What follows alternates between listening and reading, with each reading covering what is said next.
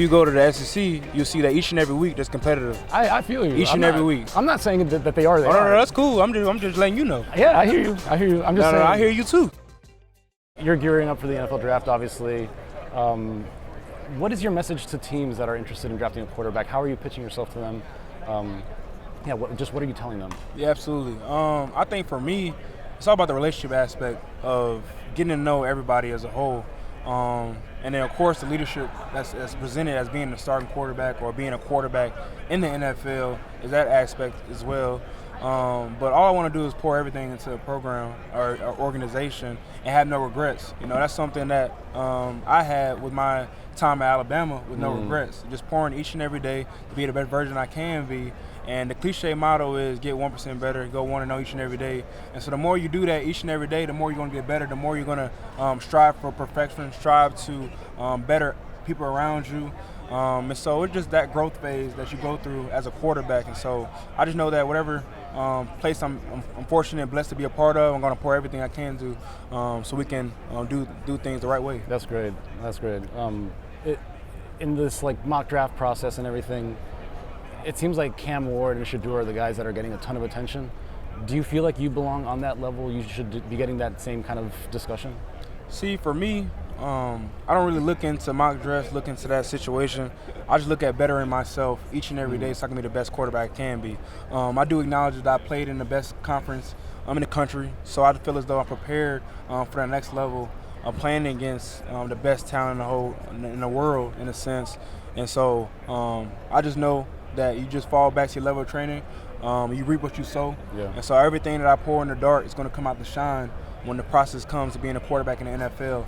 And so it's preparation. It's all about pouring each and every day right now, during draft prep, having the mindset of attacking each day. Each day that I have to get to seize a day, each day I get to pour into the game of football, I'm going to try to do so.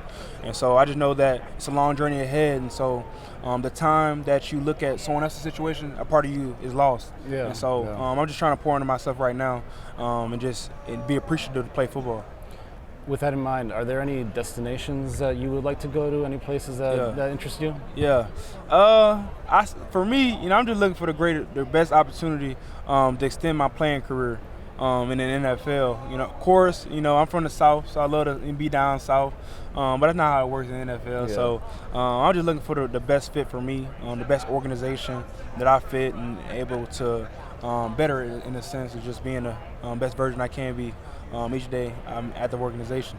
I like your answer about focusing on yourself, and obviously you're your own quarterback, you have your own skills, but are there any traits from guys that you've seen either in college or in the NFL, maybe things that you modeled your game after or would like to maybe steal from them? Yeah, I'm a student of the game, and so the best thing as far as learning is the offseason. There's no shot clock. Yeah. And so I've done some time really diving in on NFL quarterbacks. And one quarterback that I'll start with is Joe Burrow. I love how he plays on time. I love how he has pocket integrity. I love how his ball placement is always on key. His accuracy down the field, the preparation that it takes to be a starting quarterback. Then also Brock Purdy. Brock Purdy plays on time. He plays in rhythm.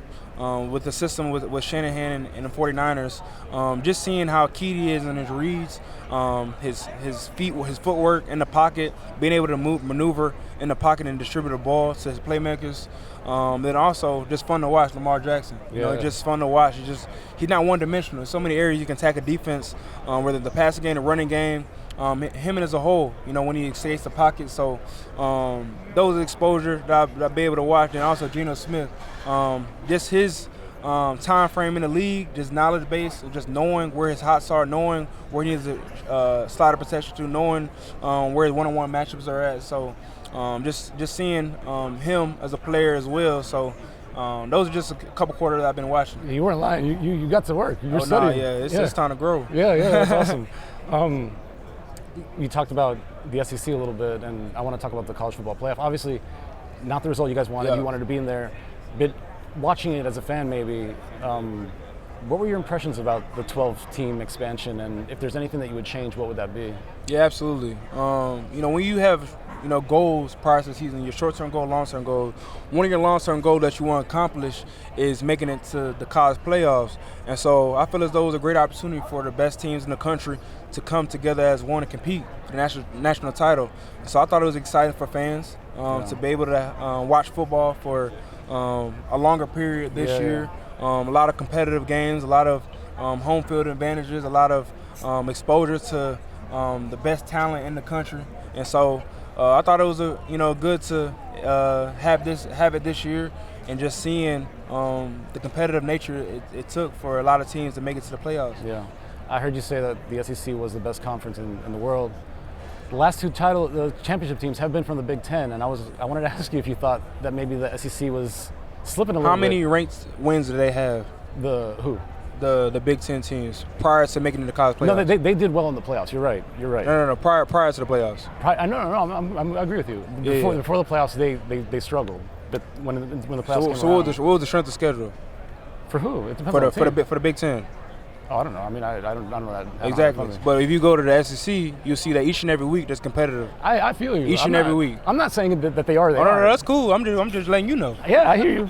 I'm just saying. I hear you too. But I'm letting you know. The difference between other conferences and SEC is the competitiveness each and every week that you have to play. Yeah. You don't have no slack offs that you can just roll over. Yeah.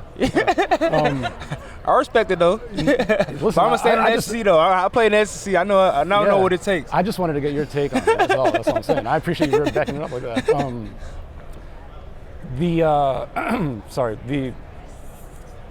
The losses that you guys had though speaking of the competitiveness. To Vanderbilt specifically, Oklahoma, those two were the ones that kind of really impeded your progress there.